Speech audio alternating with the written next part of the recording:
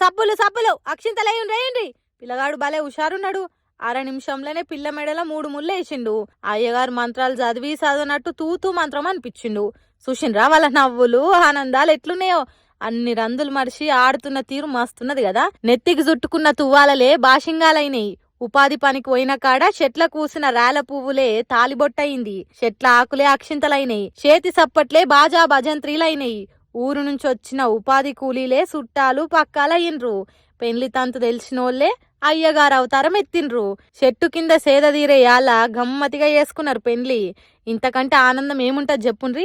జగిత్యాల జిల్లా మల్యాలూర్లే ఉపాధి హామీ కూలీలు ఉత్తుత్తగా పెండ్లి చేసుకొని సంబరపడ్డారు. చెట్ల నీడకు సేద తీరిండ్రు. ఇప్పుడు ఈ వీడియో సోషల్ మీడియాలో సొక్క తిరుగుతున్నది. అబ్బబ్బా, ఆనందం అంటే గిదిలే.